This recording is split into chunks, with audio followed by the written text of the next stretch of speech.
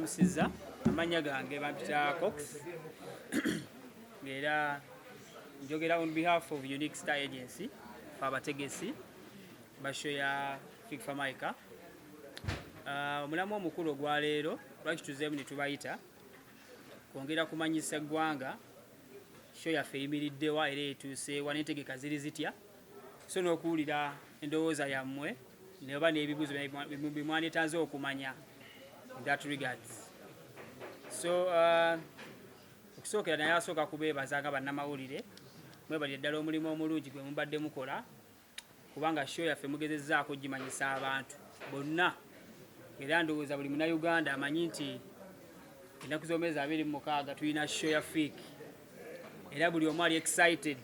obeera eyo gye tuyitaayita mu ggeto zaffe. Abantu tebaagala balinze kimu kulaba nga show eyo ebeerawo, naye nga information eyo etuusibwako mwe bennyini bannamawulire. Nekya nyongera obeebaza okuwagira muziki wa Uganda, twongere nnyo okwewagira kuba abayimbi abalina talent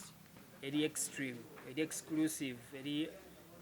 ey'amaanyi ennyo tubayina. Tunulye talent nga Fik Fameica is a talent buli muntu yenyumirizaamu wano e Uganda ne Bulaaya ne bayimbi banne abatabeera wano,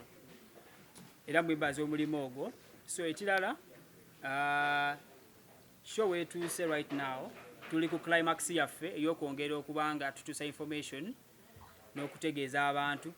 ebikwatagana ku show. Tickets eza physical tickets twazitadde era ziri mu sales centers ez'enjawulo, tunyira kuba tuzibannyonnyolamu, era abantu bali muzigula. Neza online zo twazitadda era abantu baguze tickets bangi nnyo nnyo, era bannaye mutwebalizeeko abantu okubanga baagadde nnyo muziki wa Uganda, kubanga betulowooza nti kyeka baagadde Banigeria batukyaye. Kuba badde oshonyoza Abanigeria mu Uganda tuziwelkaminga kubanga nabo bannaffe, naye betugamba nti abantu bawagidde show y'Abanigeria eziri back to back show nga 5 ffe tubannaye tubasanga tebalina ssente naye kitusanyusizza nnyo nti ate sofe tulaba mu sales zaffe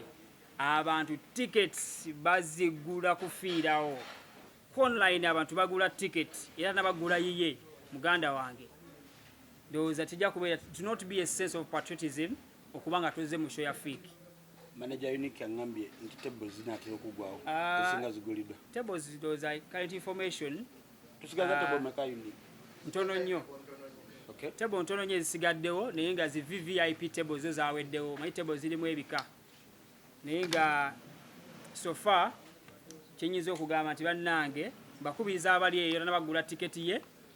duka misinde tugezaako obanga tuzibasembeza wawe muli oleko bakaluubiriza nti ate tiketi wano wale tiketi wali nti emunyonyo tugenda batubawa ebifo ebiri confirmed, naye buli kitundu kyolimu kigenda kuba ne selling point ya tickets za Fik, era nga response twagijje mu bantu. Naye nga ne ku Africa na right now weziri ku kifo bwennyini weziri, naye nga tugenda zisembeza mu buli kifo kyonna mu Kampala wooli ogenda ogibenga osobola ki ogifuna, kubanga tickets zino ziri mu kuggwawo. Pozi okwawukanako ku bivulu ebirala show ya Fik erina limited baganda bange. Mbasaba n'obwembeefu obw'ekitalo mwongeremu amaanyi okusindika show ya muganda wammwe Fik, kubanga ono muganda wammwe, munnayuganda munnammwe, muyimbi wammwe, kubanga nsuubira mumwenyumirizaamu nawa watuuse na biki byakoze ne representation gyakoze for the Ugandan music. Mbasaba baganda bange twongeremu amaanyi kubanga this is a celebration of Fik's music career. Kitegeera wawe tubadde wawe tutuuse na wawe tulaga namwe kenyini okulaba nti kati brand yammwe etuuseewa in terms of the stage performance value, the stage creativity na biki ebigenda ogenda mu maaso. So twongeremu kamaanyi tusosowaze nnyo nnyo nnyo, kati tusosowaze nnyo okusinga kwe tube tukola ki wele tukola, kuba kati tuli mu climax yaffe. Show ebulako weeks singa 2 wembuli weeks singa 2 twongere okusosowaza tujagaza abantu n'ekirala tubalage nti bannange kino kyaffe kubanga indeed era kyaffe. So ndowooza ebigambo byange muganda wange. Okay. Mozelo Kids, the artist kuba mfashigan era sobola kulinda kuba abalanga 26th. Yeah, mujje tuwagira muganda waffe, mujje tunyumirwe. Actually ligenda ba party. tugenda ba party kyenyizo bagamba, so come all. Thank you. Nja kwebaza aba partner travel mwenna mwebala nnyo tuwagira from day one okuva twatandika pa ku mulundi guno. Mwebala nnyo kuwagira Fresh Gang, mwebala kuwagira Fik Fameica, mwebala nnyo kuwagira Wemblem Foundation, mwebala nnyo kuwagira abayimbi ba Uganda. So mwebala nnyo butatuyiwa from day one bakusawa ya leero, ne muwagira abalala abava ebweru. So music wa Africa mwebala nnyo tuteekayo. Otherwise banene kamba suubira okubalaba abangi ku Hotel Africana nga 26th of August tubuze weeks ntini nnyo. This time round bananga amazina ngenda kubaganjawulo kuba ntweyininze nnyo nange nesunze kolaki kubalaga kyanjawulo okusinga ku biri byemabega biri eri. Ate waliwo namawulire amapya zina nkuba mpya bala nnyo kamba nekulireko kamasumyeyo katidi tugenda kuzinirako mu bbanga mu bbanga si tetulinye wansi wabala ba firimu za bulusi kansoke nindewo kale nsabukwe mundu abawagizi ba Fik Fameica, abawagizi ba music wa Uganda, amanya n'eddoboozi Fik Fameica Fresh Boy King Kong worldwide. Era nga nkomyewo okwongera okubategeeza ku kivulu kye tulina abawagizi bange mwenna, abawagizi ba music wa Uganda. Tulina concert egenda kubeera ku Hotel Africana. Essaawa zino njogeza maanyi lwa nsonga twetegese ekimala. Ndi mu kukola rehearsals as an artist nga sinagendayo kansoke neebaze abantu abanyambyeko okubanga ekivulu kino kituuka wano we tuli leero. Njagala kwebaza management yange, timu gye nkola nayo. Njagala kwebaza abasponsa bange MTN, Jessa, Kagwirawo Sports Betting, Coca-Cola, Fenon, Banji, Spark, MTV, Capital FM, mwebale nnyo. Njagala kwebaza bannamawulire mwenna, mwebale nnyo okupushinga sheno na buli muntu yenna nyambyeko okulaba nga omukolo guno gutuuka wano we guli. Promoter wange unique agents kyakabinyo mwana yaman. So ennaku z'omwezi nga 26 nze siri musajja wa bigambo bingi, naye kyemmanyi nti omuyimbi gwe mugenda okulaba ku lunaku olwo temumulabangako agenda kujja nga mulala nnyo. Neetegeese ngenda kuba oluyimba okuva ku luyimba olwasooka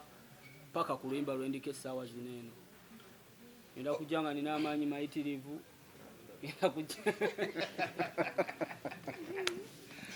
Okay. Boyogera kumanyi buli omu abakitegera Fik, yeah. Because you never disappoint. You are disappointing Uganda. N'okwongera okuhighlightinga ku nsonga y'okusoosowaza music waffe. Bannange nze mabegako awo mbadde sivumirira nnyo kintu kya muntu kugenda kuwagira bivulu by'Abanigeria kuba abantu buli omu alina freedom y'okwagala music gw'ayagala. Naye kyensaba abawagizi ba music we Uganda oba abawagizi baffe abali eyo kwe kusoosowaza okujubisa ekintu ekyammwe, ekintu ekyaffe ne watabeera nze. Baganda bange ba B2C balina show ennaku z'omwezi nga 19 mugende mubawagire. David Lutala alina show ku Africana mugende mumuwagire. I saw Juliana, Gravity, Kenzo, Nwaji, bannange mutuwagire. Nze ndabye show z'Abanigeria nga ziseringa out back to back n'entya. Okitegeera back to back, ono n'avaawo oli n'agenda, ono n'ajja oli n'agenda. Nentuka ekira ne ngamba newankubadde kale endongo yaabwe etunyumira naye tebatuwaamu nawazigamba nti owawana asooke kale akubemuuko tukubeewoko ebyawana ebivulu nga 3 n'omulala ajje. Okitegeera so nempulira nga kintiisizaamu. Bannange bwe mutatuwagira tewali manje tugenda gajja walala. Nga bwe muwagidde esho z'Abanigeria tubasaba naffe mutuwagire. Ngate sinze nzekka, buli artist mu Uganda wakabi. Tulina talent wano ezisinga n'ez'Abanigeria. Tuli bakabi nnyo naye support eyo kibulamu. So mbagala nnyo, mwebale nnyo. Okay, Fik, bamawulire bantu era buli ali wano eno munnamawulire yandiyagadde okuyitayoko tugenda kuba tubayita omwomu temusobola kujja mwenna naye omwomu ayitamuko nalaba bwe kitambula naye sofa kintu tubadde tukikolera behind curtains nze natandika okurihasing emyezi ng'ena emabega neetegese okukola ebintu ku share kubanga njagala omuwagizi wa Fik Fameica ategere ekituufu Fik Fameica kikyali ng'alinye ku stage ate omuwagizi wa Fik Fameica waddala amanyi kikyendi nga ninye ku stage naye ekyo kyebalabyeko is like a half of what I'm going to do ku Hotel Africana tutegese ebintu bingi nnyo ebyakabi stage mataala biki buli kimu kyakabi we are set so mbayita abawagizi bange mwenna mujje bambi mumpagire mujje tukikube mujje tujjuze Hotel Africana nkimanyi wali omuntu eyo asobola okubeerayo ng'agamba omwana oyo tagenda kujjuza abantu awo tasobola kubawo abantu awo mujje tuswaze abantu abo mujje tujjuze abantu awo mujje tunyumirwe mujje tukyakale mujje tukole ekintu kye bayita omuzungu akiyita history ku lunaku olwo mwebale nnyo Fik katono gwomu ku bantu surprise esobola n'obutabeera surprise is a surprise there is a surprise act naye teriiko mbu begenda kuva wano it's a surprise omuntu kyasobola okulaba n'agamba wow yeah musuubire ekintu bwe kiti abayimbi bano bokozeko kimanyikiddwa bulungi nnyo nti nze ndi kika kya muyimbi at least kale 70% ku bayimbi mikwano gyange mu industry eno newankubadde tetubonga nnyo naye olaba nti sirina lutalo na buli almost everyone is my friend ate ku lunaku olwo buli kyali wange agenda kubeerawo n'abatagenda kuyimba bagenda okubeerawo nga bazze kunyumirwa show bagenda kubeerawo buli kyali wange agenda kubeerawo ku lunaku olwo kuba mpise buli mukwano gwange guno mukolo gwange buli kyali wange era atali kyali wange yatagenda kujja ne buli muwagizi wange buli mukwano gwange agenda kubeera ku Hotel Africana. Okay nga tetunafuna bibuzo kubeera abamawulire munzikirize mbanjulire omukulu gwe bayita Wisdom Kaye era abeereko kyatunyonyola ku concert ya Fik Fameica esembedde nze Kaye Wisdom tabani w'omulalo nga bwe mukimanyi ate wenzija mu kintu mba mmanyi tujja mu kyakabi lwaki ndi wano kambabula ebyaddala nze naawe okimanyi mu Uganda Katonda yatuwa abantu abayimba naye Mukama yatuwa abantu balina talent nina ekintu kyenjogera ate nga nzitegeeza kuba nkulidde music bw'oba wali ogoberedde omukulu gwe bayita Tupac bona Notorious B.I.G. Katonda yatuyamba ekintu eki oba wali obalabyeko oba tobalabangako kwata essimu yo yatuyamba ebitone bye bayina n'ebye bayimba yabikwata bwati n'abigatta Notorious B.I.G. the best MC n'akwata Tupac byonna combination n'agiteeka mu Fik Fameica n'amutuwa wano ng'atasobola n'otuyimbira bye tukola ki bye tutegeera okitegeera kye mugamba okubuulira ebyaddala nti ye muntu kati ngenda kugamba waliwo ekivulu kyojjamu kati mwana muwala ono bw'oba ne gayi nga yakwanye eggulu nga tasobola kuleeta mu kivulu kya Fik Fameica oyo mugobe why Fik Fameica ye muntu asobola okuyimba oluyimba kagamba n'oba oyina kamama kawafunye leero ebigambo byogenda okagamba n'abikagambira ng'ali awo nga tokifiiringa okitegeera ekintu ekyo waliwo omuntu ayimba ng'ayimba hip hop naye nga byayimba obugoma buli bubiri busatu nga tobbaala Fik Fameica ye muntu akombayininga byonna you can dance to the music the guy has the lyrics the guy has the flow mukamba bulire waliwo ate n'omuyimbi kyembadde nzijako waliwo omuyimbi gwojja okulaba ng'ozze ne maama n'owaba omujja Brazil n'ojja munomulaba ku stage ng'omuyimbi oyo kanga baana mutukusoko tune Fik Fameica ebyaddala the guy looks a star the guy ne wayimirirawo ali combine full kubuulira nti omutunira bwoti mutufu mutunulire ku bayimbi fatukulidde mu bayimbi naye waliwo oli ng'olinamu kuba pano beating ate naawe oli muyimbi yes naye nga kati nze nagwa kati okitegeera ekintu tukkirize tugaane so mbagamba bannayuganda kintu kimu kyokka nti tujje tuwagire abaana baffe tujje tuwagire Fik Fameica ye muntu gw'osasula n'olaba nga ssente zo ziweddeyo omusajja akuba here and there agenda okumalako ekivulu nze nali ndaba Wizkid we yajja wano era neewuunya lwaki yagamba nti amanyi Fik Fameica bw'ogenda olaba show gye yakola mu Uganda yasemba Uganda oginoonye ye gye yakwata yatandika ku Fik Fameica kubanga yamulaba nti yamukatulayizinga ng'azze wano kitegeeza kye respect emitwalo 2, 5, 10 mmeka jojja mu Fik Fameica gwe kwata emitwalo gya 2 oba 3 ojogirye ebirala tubinyonyola Katonda kozi nga waliwo ekibuuzo ngate nagenda mbibuuzo kaye Fik Fameica tosoro bimba nga yali wano osekeera kubuulira ebyaddala oluyimba lwolya n'ogamba bannange ndi byange fe tubeera mu vibe ze tubeera mu n'ogamba ndi byange osekeera ekintu ekyo kati nganze osekeera naye nze njagala nkubuulira tulina abayimbi batono abatawera 2, 3, 4, 5 Uganda nga buli luyimba lwayimba bwati ku stage ze hit ng'olufiiringa si lwakukaka mbabuulira ebyaddala twali wano nze bampako tiketi wano ey'obwerere mu VIP ku bayimbi abasembye bwe mumanyi n'asooka atuyimbye eddakiika 4 twalina oyo Martin nga ffena twebuuza kiki ekigenda mu maaso osegeera kakati nze mbadde n'enkuba ono akitegedde naye nze njagala kuga I want to bet you onojja mu Fik Fameica n'etekunyumira ngenda kuddiza ssente zo plus kubuulira bw'ogamba ntekunyumidde naye nze nkusiba ogenda yesho gy'ogenda okujjamu otuuke bw'oti ogambe Fik yatusedde otandike mufuuwa bufuuyi ng'olaba ssente ziweddeyo nkubuulira ebyaddala kyekyo waliwo ekirala kyekyo kale be Bulaaya tebagenda kumanya bali bakyali era nebazizanya Abatanzania kyali gwe bawa tebagenda kumanya Fik ye muntu n'oba kyokola kyonna nga takimanyi nze Fik yanyumira kokusoyo nannoonyawo ekintu kyeyalaba nga kyenjogera nsitegeeza tinatuula bwenti neŋŋamba Katonda wange laba omwana wa flowing ng'onyumirwa ebyaddala mbadde nkusaba teweetaaga muyimbi wa Uganda naddala kati ekitinga Fik ate tunamwebaza amaze kufa Fumita Kanyuga Sunda show yaffe ejjule Katonda ali kusasula nkubuulira abamawulire mwebale nnyo mulimu ngoli bulungi ndikiriya muganda nkiri kitya ne press conference yo eyokubiri okuva wateekayo gundi actually eno eringa tulina press conference egenda okubeera official ne ba sponsors bange bonna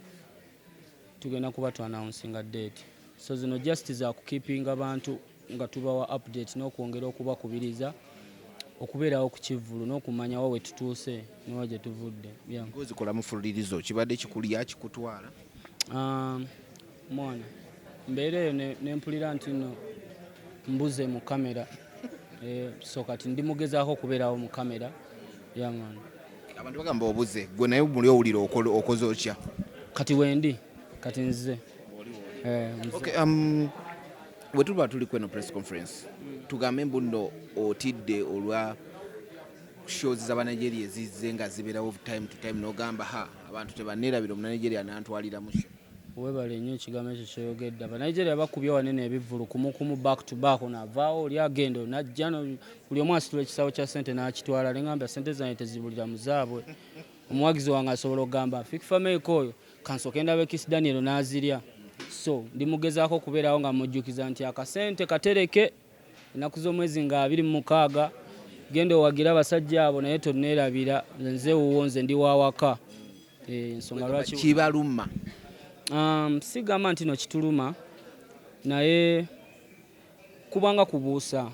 okubuusa abantu bammwe oba okubanegula ye bakyogera batya mu lulimi oluwanga sagala kwogera luyayo mu kamera okugezaako okubayigiriza nti temuyitiriza nnyo ekintu kiri eri ekyawabweru kuba erisi bwe kiri oba okitegeera mwongere okusoosowaza n'okujubisa endongo yammwe nga si yamugwira tosobola kuŋŋamba abasajja bajja bakuba Ekivulu n'avaawo linagenda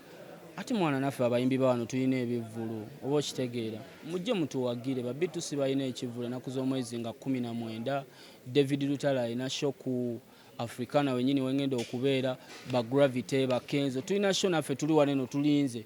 naye ssente muli mu kuziwa Abanigeria nanti mwe temuzza ssente oli agamba babatekamu ssente ne zifa okay Abanigeria bazizza ddi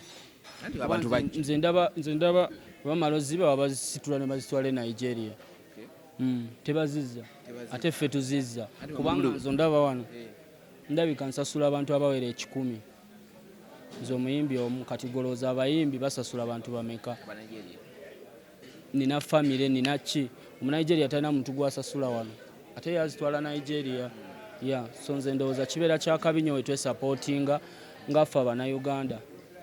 bandi bagamba muli buli wamu Fik bajagenda kubagala okutegeka ku cricket oval nga wakubye obubala nga 10 ene wabayimbi tulimu ebika waliwo ababeera buli wamu ne wabeerawo naffe abatali buli wamu kati nze mbeera we nina kubeera awo ogambye mbuno ina we nina kubeera waliwo omuntu yavuddeyo na complaining nga mwakwata Ekivulu just recently notalabika sikimanyiiko ekyo naye nina management manager wange Big Sam yasaana okubuuzibwa ku ekyo ngenda kinoonyerezaako